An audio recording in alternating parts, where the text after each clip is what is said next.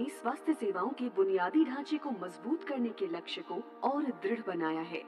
प्रधानमंत्री श्री नरेंद्र मोदी ने स्वास्थ्य क्षेत्र के मूलभूत ढांचे को मजबूत करने की दिशा में कई अहम कदम उठाए हैं। इसी सोच के तहत देश में स्वास्थ्य अनुसंधान के लिए नए संस्थानों का निर्माण किया जा रहा है। इस समय देश में 80 वायरल डायग्नोस्टिक और रिसर्च लैब्स हैं। इनको और बेहतर बनाया जाएगा। महामारियों में बायोसेफ्टी लेवल 3 की लैब चाहिए। ऐसी 15 नई लैब को ऑपरेशनल किया जाएगा। इसके अलावा देश में 4 नए नेशनल इंस्टीट्यूट ऑफ वायरोलॉजी और एक national institute for one health भी स्थापित किया जा रहा है। इसी दिशा में ICMR क्षेत्रीय आयुर्विज्ञान अनुसंधान केंद्र गोरखपुर एक मिसाल है। अत्याधुनिक सुविधाओं से युक्त क्षेत्रीय आयुर्विज्ञान अनुसंधान केंद्र का नया भवन इलाके में मलेरिया, टीबी, HIV, कैंसर और कुष्ठ रोग जैसी बीमारियों के अनुसंधान के नए क्षितिज खोलेगा। ये संस्थान नए और उभरते संक्रमणों, पोषण संबंधी समस्या और इसके अलावा मधुमेह, हाई BP, हृदय रोग जैसे रोगों को दूर करेगा। इस संस्थान के द्वारा क्षेत्रीय आबादी को अत्याधुनिक टेस्टिंग फैसिलिटी का लाभ मिलेगा, जिससे उन्हें रोगों की जांच के लिए सैंपल बाहर नहीं भेजना पड़ेगा और जांच के परिणाम भी समय से मिलेंगे। ये संस्थान क्षेत्रीय बीमारियों के नए इलाज तथा जांच के तरीकों की खोज करेगा, जिससे रोगों का बोझ कम करने में मदद मिलेगी। साथ ही स्वास्थ्य संकेतकों में सुधार के साथ साथ अंतर विभागीय सहयोग और क्षमता निर्माण में सहायता के लिए एक मंच प्रदान करेगा। इस भवन का रिकॉर्ड गति से निर्माण किया गया है, जिससे कि क्षेत्र के लोग जल्द से जल्द इसकी सुविधाओं का लाभ उठा सकें।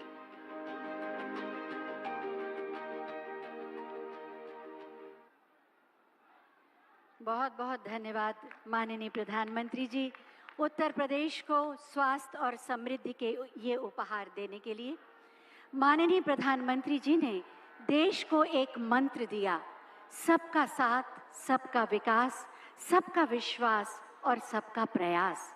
वास्तव में आज जिन परियोजनाओं का लोकार्पण हुआ, उनके माध्यम से यही मंत्र फलीभूत हुआ है। मैं बहुत ही आदर के साथ माननीय प्रधानमंत्री महोदय से अनुरोध करूंगी कि अपने आशीर्वचनों से हमें अभिसिंचित करें। भारत माता की।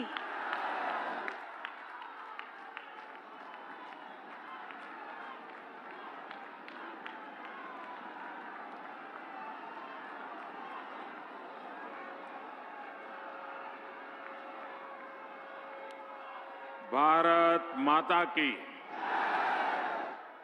भारत माता की। धर्म, अध्यात्म और क्रांति का नगरी गोरखपुर का देवतुल्य लोगन के हम प्रणाम करत मानी।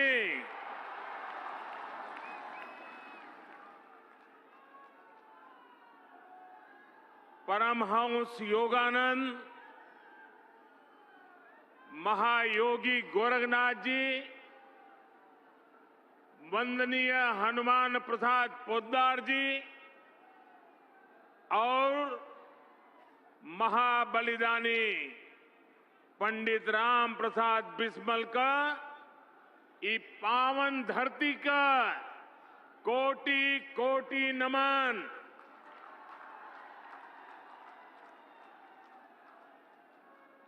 आप सब लोग जौने खाद कारखाना और एम्स का बहुत दिन से इंतजार करत रही है, आज वो घड़ी आ गईल बा। आप सबके बहुत बहुत बधाई। मेरे साथ मंच पर उपस्थित उत्तर प्रदेश की राज्यपाल श्रीमती आनंदीबेन पटेल जी, उत्तर प्रदेश के यशस्वी कर्मयोगी मुख्यमंत्री योगी आदित्यनाथ जी, उत्तर प्रदेश के उप मुख्यमंत्री केशव प्रसाद मौर्य, डॉक्टर दिनेश शर्मा, भारतीय जनता पार्टी उत्तर प्रदेश के अध्यक्ष श्री स्वतंत्र देव सिंह जी, अपना दल की राष्ट्रीय अध्यक्ष और मंत्रिमंडल में हमारी साथी बहन अनुप्रिया पटेल जी, निषाद पार्टी के अध्यक्ष भाई संजय निषाद जी, मंत्रिमंडल में मेरे सहयोगी श्री पंकज चौधरी जी, उत्तर प्रदेश सरकार के मंत्री श्री जयप्रताप सिंह जी, श्री सूर्य प्रताप शाही जी, श्री दारा सिंह चौहान जी, स्वामी प्रसाद मौर्य जी, उपेंद्र तिवारी जी, सतीश द्विवेदी जी, जयप्रकाश निषाद जी, राम चौहान जी, आनंद स्वरूप शुक्ला जी, संसद में मेरे साथीगण, यूपी विधानसभा और विधान परिषद के सदस्यगण और विशाल संख्या में हमें आशीर्वाद देने के लिए आए हुए मेरे प्यारे भाइयों और बहनों,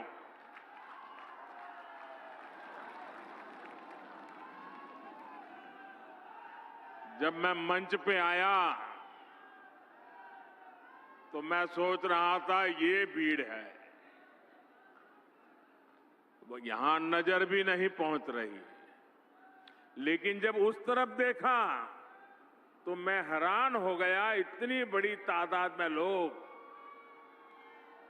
और मैं नहीं मानता हूं शायद उनको दिखाई भी नहीं देता होगा, सुनाई भी नहीं देता होगा, इतने दूर दूर लोग झंडे हिला रहे हैं।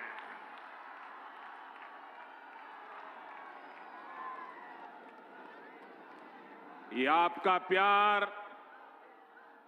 ये आपके आशीर्वाद हमें आपके लिए दिन रात काम करने की प्रेरणा देते हैं, ऊर्जा देते हैं, ताकत देते हैं। 5 साल पहले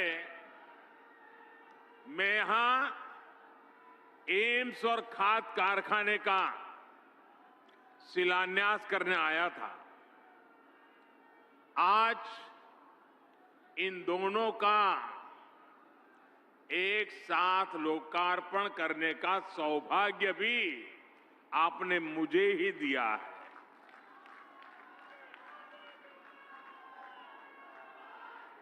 आईसीएमआर के रीजनल मेडिकल रिसर्च सेंटर को भी आज अपनी नई बिल्डिंग मिली है।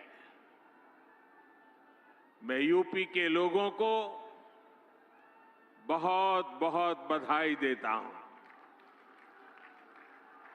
साथियों, गोरखपुर में फर्टिलाइजर प्लांट का शुरू होना, गोरखपुर में एम्स का शुरू होना अनेक संदेश दे रहा है। जब डबल इंजन की सरकार होती है तो डबल तेजी से काम भी होता है। जब नेक नियत से काम होता है तो आपदाएं भी अवरोध नहीं बन पाती। जब गरीब, शोषित, वंचित की चिंता करने वाली सरकार होती है तो वो परिश्रम भी करती है, परिणाम भी ला करके दिखाती है। गोरखपुर में आज हो रहा आयोजन इस बात का भी सबूत है कि नया भारत जब ठान लेता है तो इसके लिए कुछ भी असंभव नहीं है। साथियों, जब 2014 में आपने मुझे सेवा का अवसर दिया था तो उस समय देश में फर्टिलाइजर सेक्टर बहुत बुरी स्थिति में था। देश के कई बड़े बड़े खाद कारखाने बरसों से बंद पड़े थे और विदेशों से आयात लगातार बढ़ता जा रहा था। एक बड़ी दिक्कत ये भी थी कि जो खाद उपलब्ध थी उसका इस्तेमाल चोरी छिपे खेती के अलावा और भी कामों में गुपचुप चला जाता था। इसलिए देश भर में यूरिया की किल्लत तब सुर्खियों में रहा करती थी।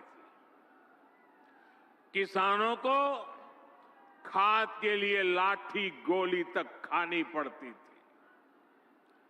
ऐसी स्थिति से देश को निकालने के लिए ही हम एक नए संकल्प के साथ आगे बढ़े। हमने 3 सूत्रों पर एक साथ काम करना शुरू किया। एक, हमने यूरिया का गलत इस्तेमाल रोका। यूरिया की 100% नीम कोटिंग की। दूसरा, हमने करोड़ों किसानों को सॉयल हेल्थ कार्ड दिए ताकि उन्हें पता चल सके कि उनके खेत को किस तरह की खाद की जरूरत है।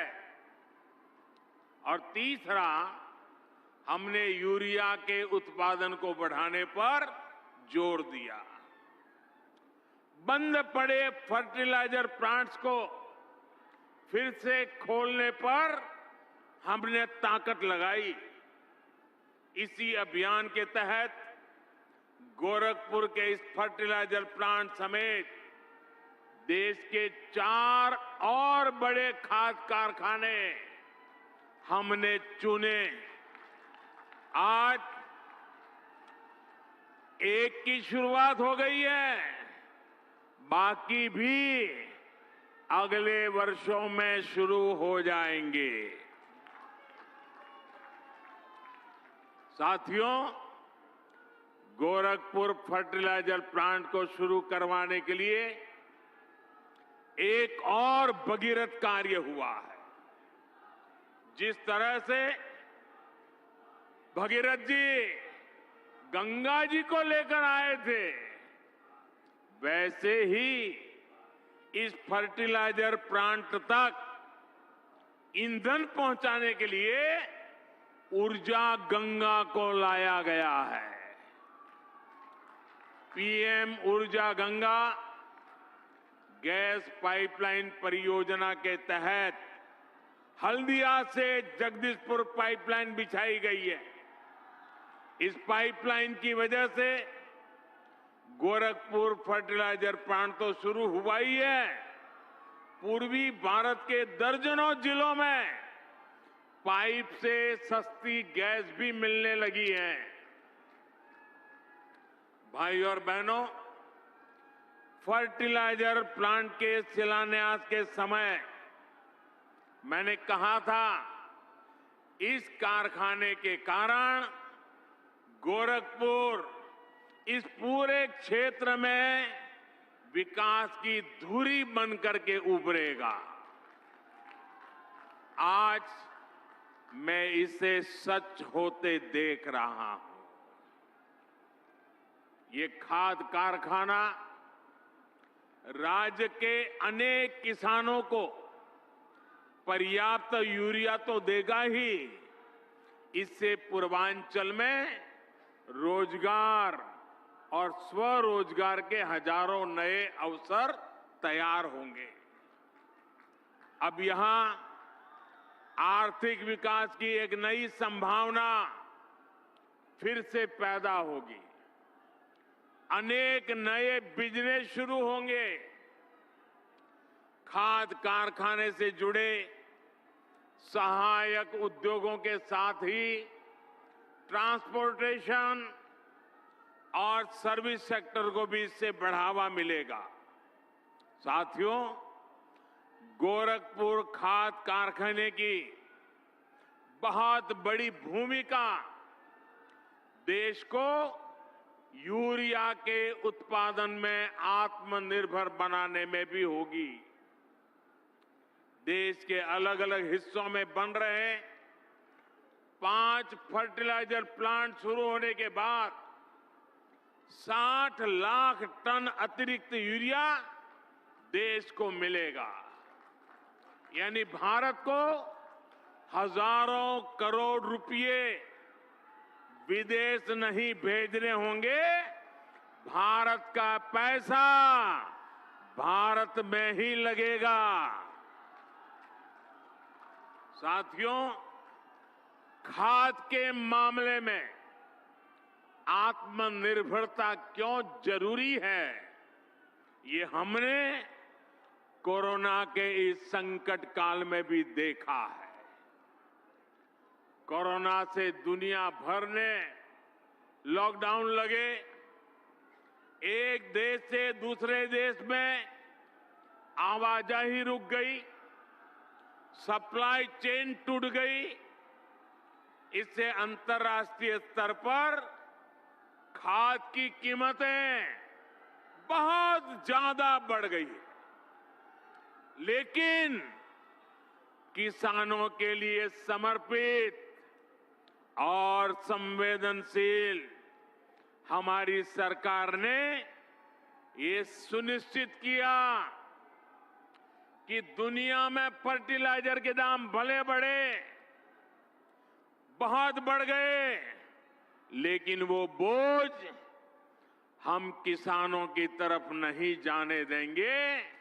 किसानों को कम से कम परेशानी हो, इसकी हमने जिम्मेवारी ली। आप हैरान हो जाएंगे सुनकर के भाइयों बहनों, इसी साल एनपीके फर्टिलाइजर के लिए दुनिया में दाम बढ़ने के कारण 43,000 करोड़ रुपए से ज्यादा सब्सिडी हमें किसानों के लिए बढ़ाना आवश्यक हुआ और हमने किया। यूरिया के लिए भी सब्सिडी में हमारी सरकार ने 33,000 करोड़ रुपयों की वृद्धि की। क्यों? कि दुनिया में दाम बढ़े, उसका बोझ हमारे किसानों पर न जाए। अंतर्राष्ट्रीय बाजार में जहां यूरिया 60-65 रुपये प्रति किलो बिक रहा है, वहीं भारत में किसानों को यूरिया 10 से 12 गुना सस्ता देने का प्रयास है। भाइयों और बहनों, आज खाने के तेल को आयात करने के लिए भी भारत हर साल हजारों करोड़ रुपए विदेश भेजता है। इस स्थिति को बदलने के लिए देश में ही पर्याप्त खाद्य तेल के उत्पादन के लिए राष्ट्रीय मिशन शुरू किया गया है। पेट्रोल डीजल के लिए कच्चे तेल पर भी भारत हर वर्ष 5-7 लाख करोड़ रुपए खर्च करता है। इस आयात को भी हम इथेनॉल और बायोफ्यूल पर बल देकर कम करने में जुटे हैं। पूर्वांचल का एक क्षेत्र तो गन्ना किसानों का गढ़ है। इथेनॉल गन्ना किसानों के लिए चीनी के अतिरिक्त कमाई का एक बहुत बेहतर साधन बन रहा है। उत्तर प्रदेश में ही बायोफ्यूल बनाने के लिए अनेक फैक्ट्रियों पर काम चल रहा है। हमारी सरकार आने से पहले यूपी से सिर्फ 20 करोड़ लीटर इथेनॉल तेल कंपनियों को भेजा जाता था। आज करीब करीब 100 करोड़ लीटर इथेनॉल अकेले उत्तर प्रदेश के किसान भारत की तेल कंपनियों को भेज रहे हैं। पहले खाड़ी का तेल आता था, अब झाड़ी का भी तेल आने लगा है। मैं आज योगी जी सरकार के इस बात के लिए सराहना करूंगा कि उन्होंने गन्ना किसानों के लिए बीते सालों में अभूतपूर्व काम किया है। गन्ना किसानों के लिए लाभकारी मूल्य हाल में 350 रुपये तक बढ़ाया है। पहले की 2 सरकारों 10 साल में जितना भुगतान गन्ना किसानों को किया था, लगभग उतना योगी जी की सरकार ने अपने 4.5 साल में किया है। भाइयों और बहनों, सही विकास वही होता है जिसका लाभ सब तक पहुंचे, जो विकास संतुलित हो, जो सबके लिए हितकारी हो। और ये बात वही समझ सकता है जो संवेदनशील हो, जिसे गरीबों की चिंता हो। लंबे समय से गोरखपुर सहित ये बहुत बड़ा क्षेत्र सिर्फ एक मेडिकल कॉलेज के भरोसे चल रहा था। यहां के गरीब और मध्यम वर्गीय परिवार को इलाज के लिए बनारस या लखनऊ जाना पड़ता था। 5 साल पहले तक दिमागी बुखार की इस क्षेत्र में क्या स्थिति थी, ये मुझसे ज्यादा आप लोग जानते हैं। यहां मेडिकल कॉलेज में भी जो रिसर्च सेंटर चलता था, उसकी अपनी बिल्डिंग तक नहीं थी।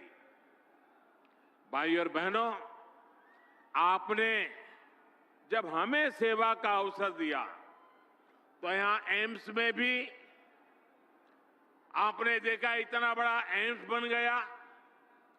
इतना ही नहीं, रिसर्च सेंटर की अपनी बिल्डिंग भी तैयार है। जब मैं एम्स का शिलान्यास करने आया था, तब भी मैंने कहा था कि हम दिमागी बुखार से इस क्षेत्र को राहत दिलाने के लिए पूरी मेहनत करेंगे। हमने दिमागी बुखार फैलाने की वजह को दूर करने का पर भी काम किया और इसके उपचार भी। आज वो मेहनत जमीन पर दिख रही है। आज गोरखपुर और बस्ती डिवीजन के 7 जिलों में दिमागी बुखार के मामले लगभग 90% तक कम हो चुके हैं। जो बच्चे बीमार होते भी हैं, उनमें से ज्यादा का जीवन बचा पाने में हमें सफलता मिल रही है।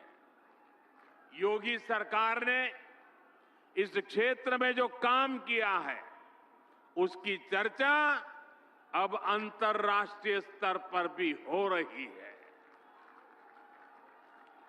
एम्स और आईसीएमआर रिसर्च सेंटर बनने से अब इंसेफ्लाइटिस से मुक्ति के अभियान को और मजबूती मिलेगी।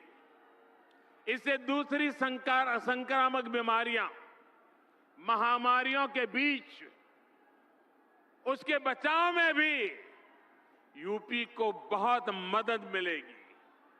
भाइयों और बहनों, किसी भी देश को आगे बढ़ने के लिए बहुत आवश्यक है कि उसकी स्वास्थ्य सेवाएं सस्ती हो, सर्वसुलभ हो, सबकी पहुंच में हो।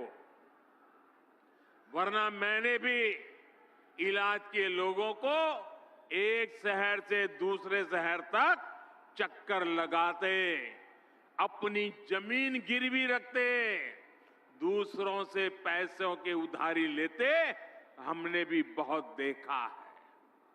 मैं देश के हर गरीब, दलित, पीड़ित, शोषित, वंचित, चाहे वो किसी भी वर्ग का हो, किसी भी क्षेत्र में रहता हो, इस स्थिति से बाहर निकालने के लिए जी जान से जुटा हूं।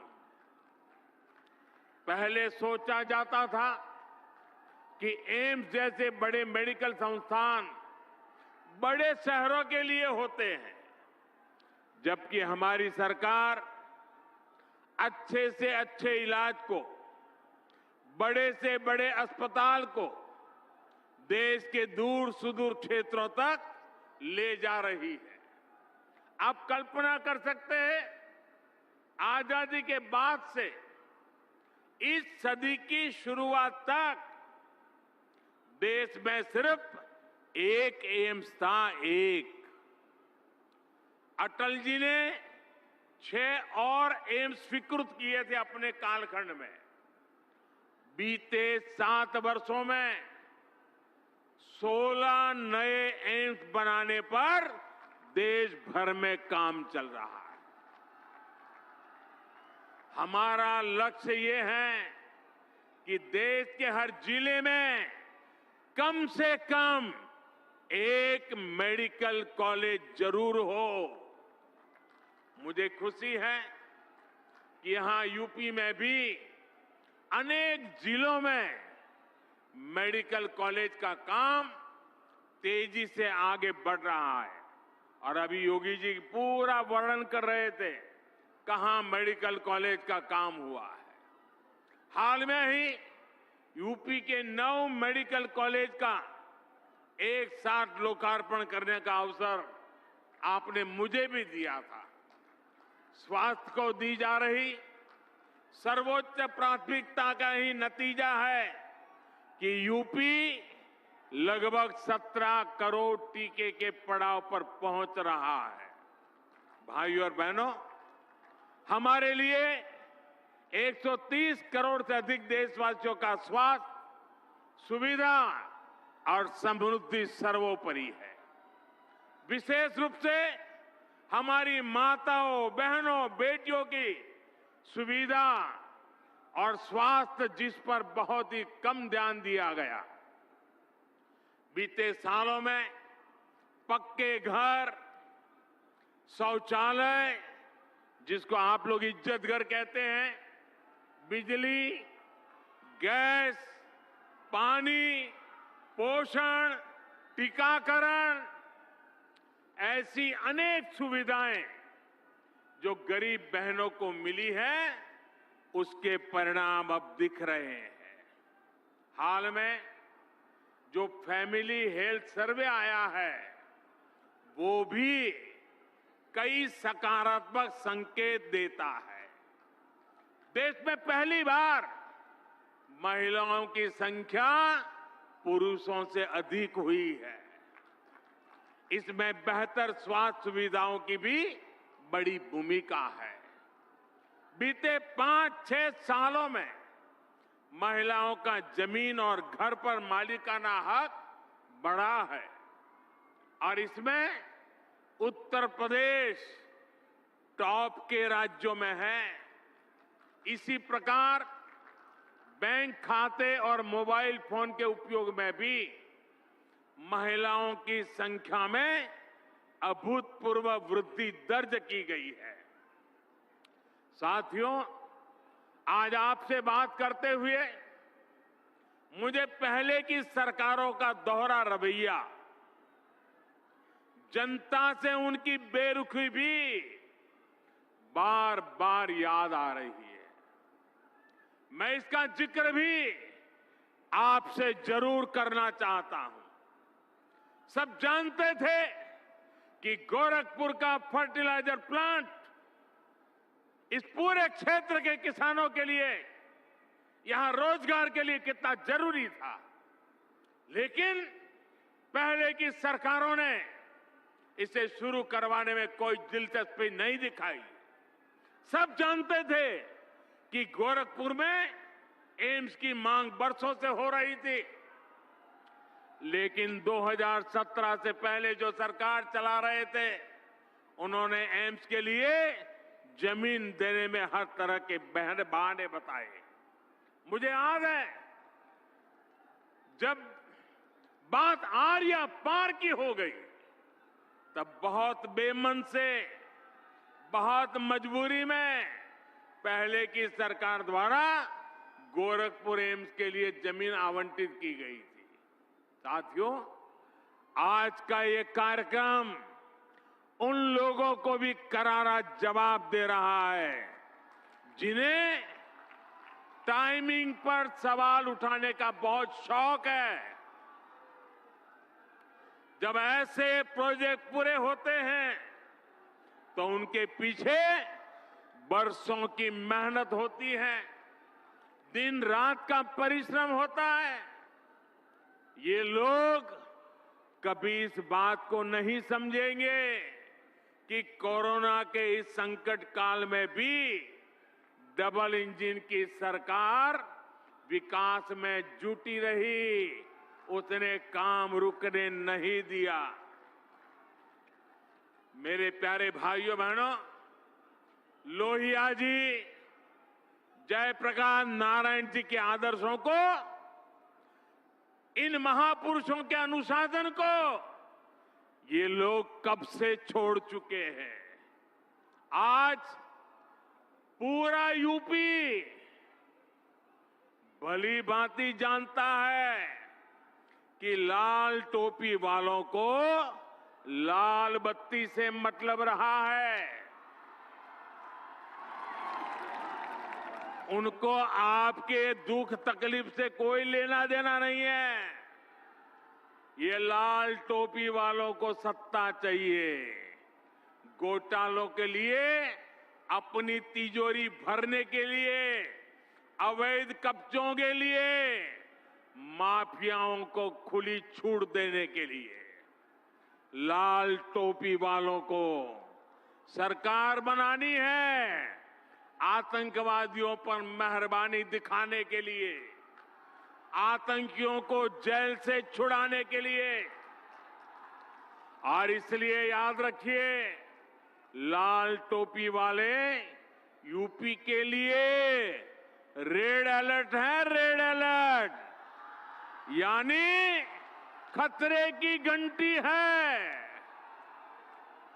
साथियों, यूपी का गन्ना किसान नहीं भूल सकता है कि योगी जी के पहले की जो सरकार थी, उसने कैसे गन्ना किसानों को पैसे के भुगतान में रुला दिया था।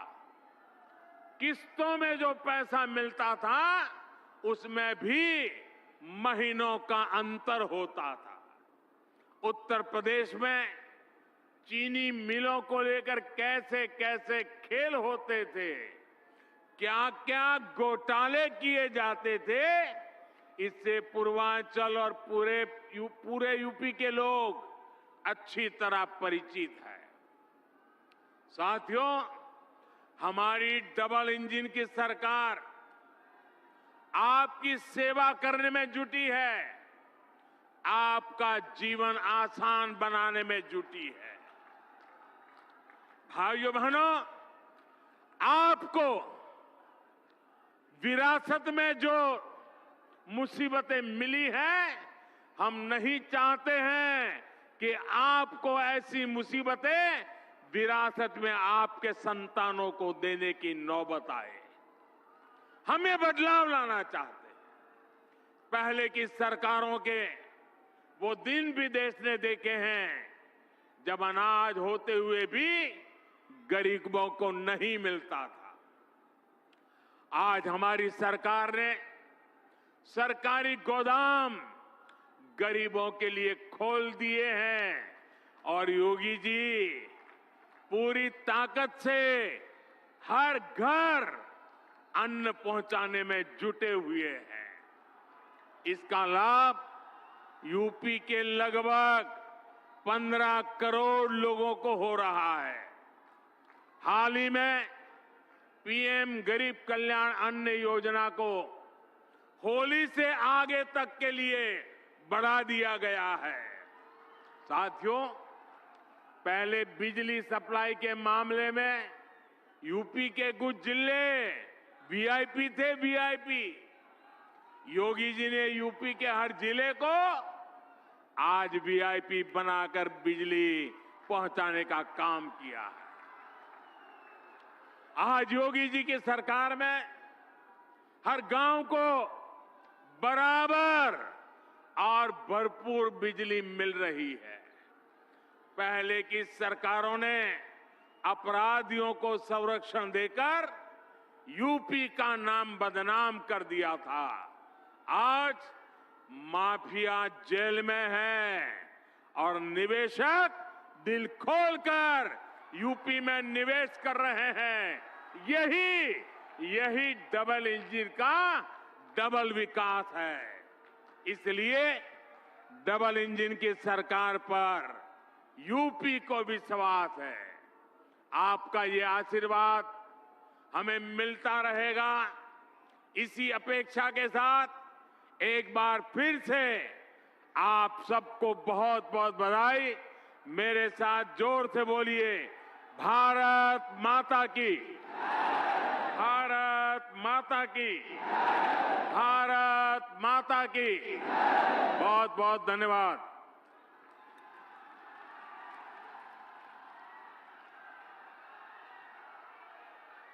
बहुत बहुत धन्यवाद माननीय प्रधानमंत्री जी, आपके ओजस्वी और प्रेरणादायी उद्बोधन के लिए।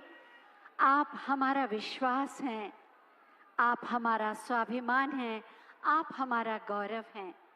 आपकी वाणी, आपके वचन, आपका व्यक्तित्व, आपका नाम हमें ऊर्जा से भर देता है और आत्मनिर्भर भारत के निर्माण के लिए अग्रसर और तत्पर भी करता है। आपको हम सब की ओर से प्रणाम। मैं चाहूंगी जोरदार तालियों के साथ, अपनी तालियों के प्रणाम के साथ माननीय प्रधानमंत्री महोदय को विदा दें।